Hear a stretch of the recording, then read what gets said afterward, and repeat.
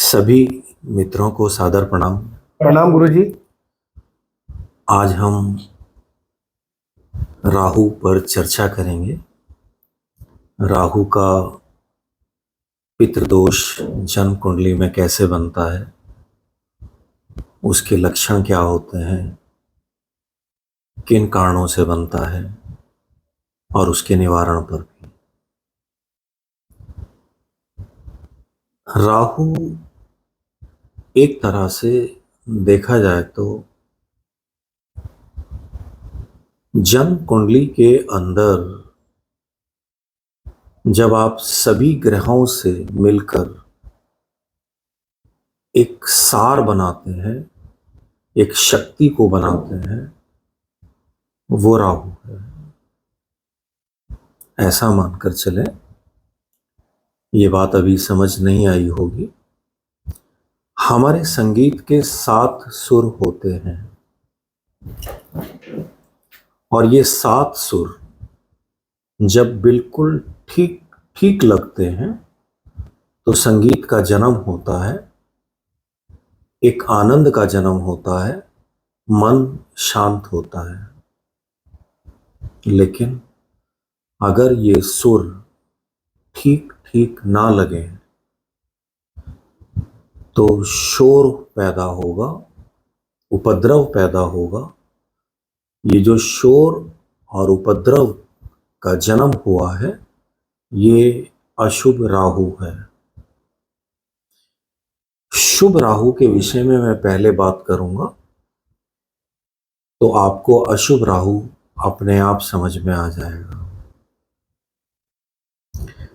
हमारे यहाँ जितने भी आंदोलन होते हैं, क्रांतिकारी होते हैं, देश के लिए जो लोग शहीद हो जाते हैं, इतिहास में जो लोग अंकित हैं, जो लोग एक अपार ऊंचाई को छूते हैं,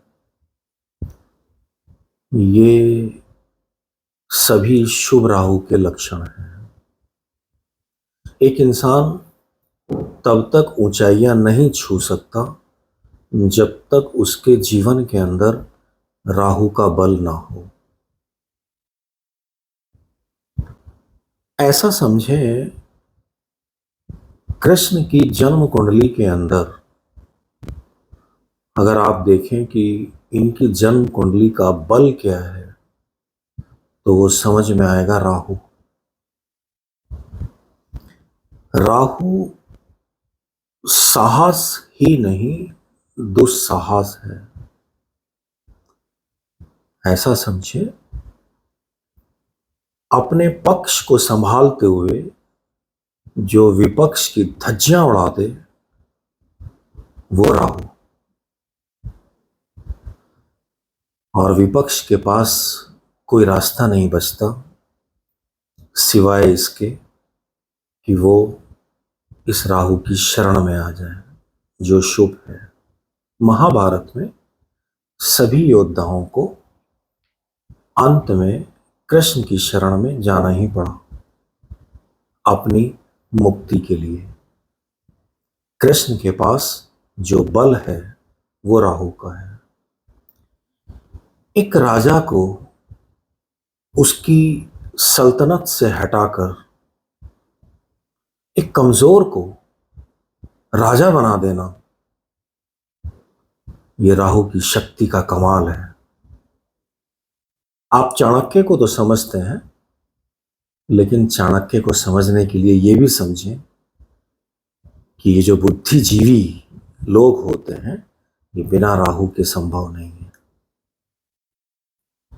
देखो, राहु हमारी गर्दन से ऊपर का हिस्सा है। आपके जितने भी सेंसर ऑर्गन्स हैं, जिनसे आप हर बात महसूस करते हैं, फील करते हैं, प्लानिंग करते हैं, स्ट्रेटजी लगाते हैं, ये सब राहु के अंतर्गत आते हैं। और जो गर्दन से नीचे का हिस्सा है, आपके गर्दन से और नीचे तक का जो हिस्सा है, ये है केतु। आपके सेंसर ऑर्गन्स के आधार पर ही नीचे के सारे हिस्से काम करते हैं। आप ऐसा समझे कि अगर जन्म कुंडली के अंदर राहु अच्छा नहीं है तो केतु भी अच्छा नहीं हो सकता। अगर आपके पास सोचने समझने की शक्ति नहीं है, देखने की शक्ति नहीं है, भांपने की शक्ति नहीं है, सूंघने की शक्ति नहीं है, सुनने की शक्ति नहीं है, तो बाकी सब तो वही करेगा ना जो आप महसूस करते हैं। शरीर के ऊपर तो बाकी सब उसी का प्रभाव आएगा ना। कहने का अर्थ है कि राहु एक प्लानर है। ये जो राजनीति, रणनीति, आपकी कूटनीति, राहु उसके आचार्य हैं। एक तरह से देखा जाए तो हमारे जीवन के अंदर आने वाले कल में क्या होने जा रहा है, जब आप इसको महसूस करने लगते हैं, जिन लोगों को पूर्वाभास होने लगता है, जो सामने वाले से मिलकर ये भांप लेते हैं कि आखिर ये हमसे मिलने क्यों आया है, ये राहु का बल है। अब देखा जाए तो कहीं ना कहीं हम लोगों को जो राहु के विषय में डराया गया है, वो सिर्फ अशुभ राहु के विषय में हमने समझा है, शुभ राहु के विषय में हमने नहीं समझा। आपके मन में एक प्रश्न उठ रहा होगा, शुभ और अशुभ राहु को हम कैसे समझें? बहुत सरल है। ज्योतिष के जो विद्यार्थी हैं वो आसानी से समझ लेंगे। जो लोग ज्योतिष के विद्यार्थी नहीं हैं वो समझ सकें, ये काम मेरा है, मैं उन्हें भी समझाऊंगा। मंगल आपका राहु को कंट्रोल करता है। बुद्धि आपके मंगल को कंट्रोल करती है। मंगल के पास साहस है, लेकिन ये साहस सही दिशा में लगे उसके लिए बुद्धि की आवश्यकता है। आपके पास धैर्य हो, आपके पास सही निर्णय लेने की अक्षमता हो, ये शनि, मंगल, बुध और शनि जब जन्म कुंडली के अंदर अच्छे होते हैं, ये राहु किसी भी भाव में बैठ जाए खराब नहीं हो सकते, अच्छे ही होंगे। मंगल को आप समझें एक महावत और राहु को समझें एक हाथी। इस हाथी को जो कंट्रोल करता है वो महावत, लेकिन महावत का भी बुद्धिमान होना बहुत जरूरी है, यानी कि बुध। लेकिन अगर मंगल जन्म कुंडली के अंदर खराब हो, बुध जन्म कुंडली के अंदर खराब हो, शनि जन्म कुंडली के अंदर खराब हो, तो ये राहु बेलगाम है। ये राहु आपको कमजोर कर देगा। अभी मैं अशुभ राहु पर आऊंगा, आपको ये बताऊंगा कि राहु के पितृ दोष लगते कैसे हैं। राहु के पितृ दोष शुभ राहु से नहीं लगते, अशुभ राहु से ही लगते हैं। ये थोड़ा समझने का। एक तरह से देखा जाए तो जब हम अशुभ राहु की बात करेंगे तो सबसे पहले ये मान लें कि बुध खराब हो गया, बुद्धि आपकी काम नहीं करती है। आप ऐसा मान सकते हैं ये बुद्धि गलत जगह लगती है, सही जगह काम नहीं करती। तो जितना भी आतंकवाद है,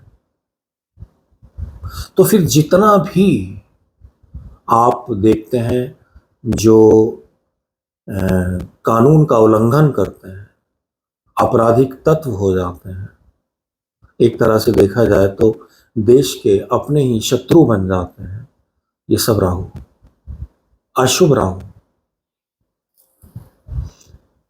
इनका मंगल बली है लेकिन खराब होकर बली है। यहां पर हाथी को कंट्रोल करने वाला कोई नहीं है। महावत की भी बुद्धि खराब है, जिस कारण से ऐसी ऐसी बातों का जन्म होता है जिसके लिए किसी भी देश की गवर्नमेंट को इनके साथ उलझना पड़ता है, लड़ना पड़ता है। राहु की प्रवृत्ति के अंदर सीमाओं में रहना बिल्कुल नहीं है। राहु सीमाओं को मानता ही नहीं। अशुभ राहु, अशुभ राहु सीमाओं को तोड़ने में विश्वास रखता है, सिद्धांतों को तोड़ने में विश्वास रखता है। उसके लिए कोई सिद्धांत नहीं। अब इसमें मेन बात जो समझने जैसी है कि जब हम देखते हैं कि राहु का पितृ दोष बन रहा है, यानी कि अशुभ राहु जन्म कुंडली के अंदर आ गया है, तो उसके लक्षण क्या हैं? पहले हम लक्षणों पर बात करेंगे। ऐसे व्यक्तियों के पास बुद्धि बिल्कुल नहीं होती। ऐसे व्यक्तियों के पास निर्णय लेने की अक्षमता बिल्कुल नहीं होती। ऐसे व्यक्तियों के पास पेशेंस बिल्कुल नहीं होती। बुद्धि का ना होना, मैं ये नहीं कह रहा हूं कि ऐसे लोग पागल ही होते हैं। ऐसे लोग जब गलत बुद्धि का इस्तेमाल करते हैं तो अपने आप को तबाह कर लेते हैं, धीरे धीरे अपने आप को सब खत्म कर लेते हैं। ऐसे लोगों के पास कोई भावनाएं नहीं होती। ऐसे लोग कभी किसी के अपने नहीं होते। ऐसे लोगों का विश्वास सिर्फ एक ही है, वो जो कर रहे हैं बस वो ठीक है, वो चाहे कितना ही भी गलत क्यों ना हो। आप उनको समझा नहीं सकते। ये अशुभ राहु का लक्षण है। अगर मंगल और ज्यादा खराब हो जाए तो इनका कॉन्फिडेंस लेवल और बिगड़ जाता है। देखो, मैं एक और भी आपको बात समझाना चाहूंगा।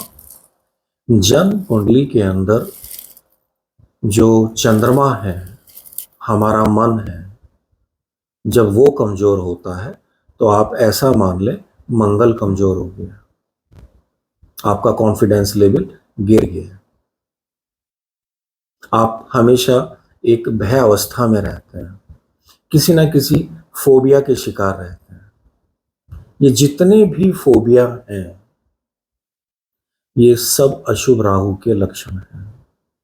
और इनमें जो सबसे बड़ा फोबिया है वो है भूत प्रेत। आदमी को लगता है कि जैसे भूत प्रेत की दुनिया इसी के लिए चल रही है।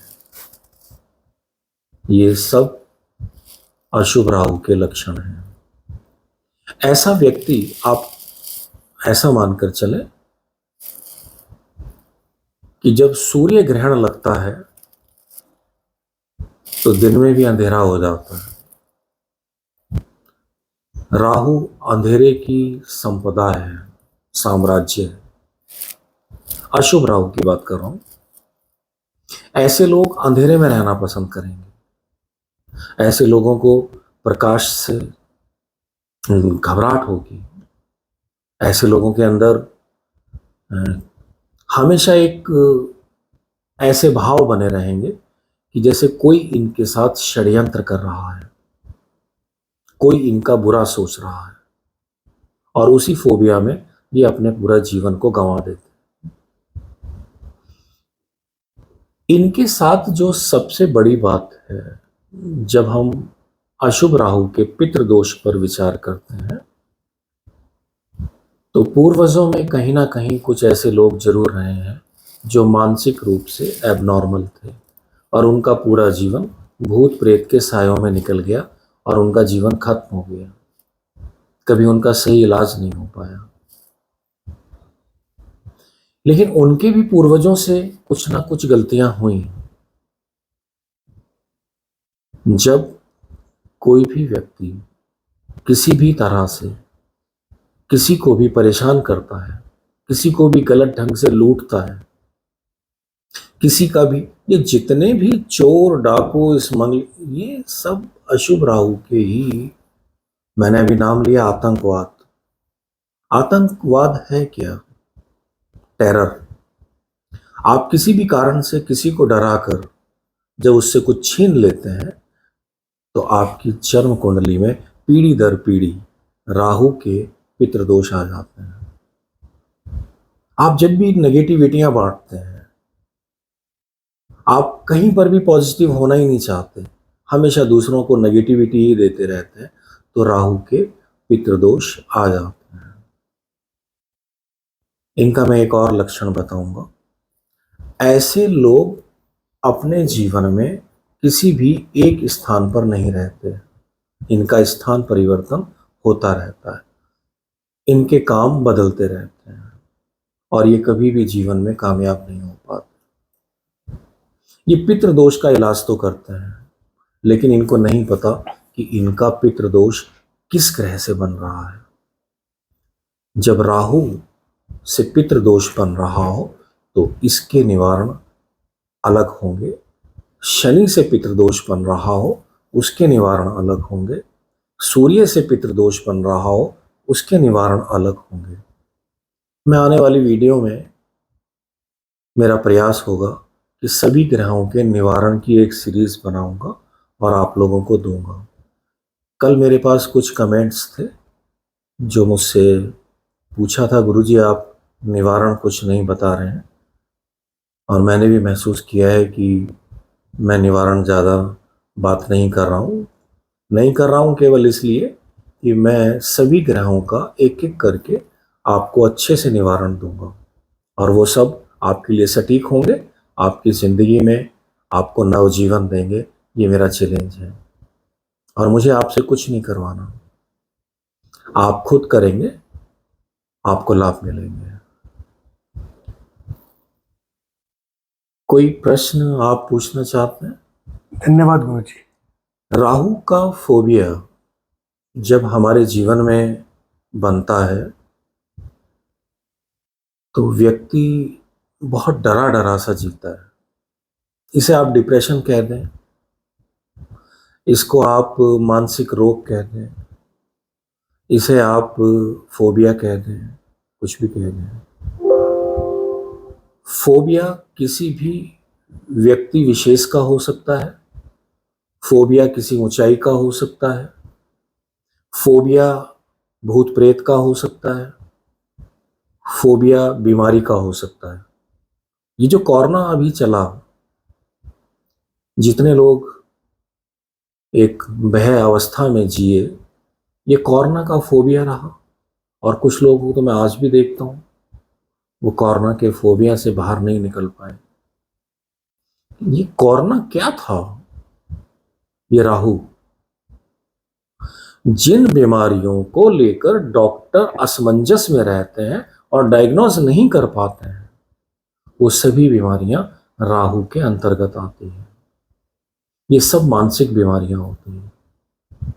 आपके सारे टेस्ट होंगे, आपको सब टेस्ट से पता चलेगा आपका सब कुछ ठीक है, लेकिन फिर भी बीमारी है, वो मानसिक बीमारी है, वो अवसाद है, वो कोई फोबिया है जिसकी वजह से आपके जीवन में ये सब चलता है। निवारण पर जब मैं बात करूंगा तो मैं अलग ढंग से बताऊंगा, लेकिन इतना मैं फिर भी कहूंगा, अपने जीवन में जो लोग भूत प्रेत या किसी भी तरह के फोबिया से डरते हैं, बिल्कुल ना डरें। दक्षिण दिशा में, जो भी आपके घर की दक्षिण दिशा है, इस दिशा में आप सरसों के तेल का दीपक जलाएं।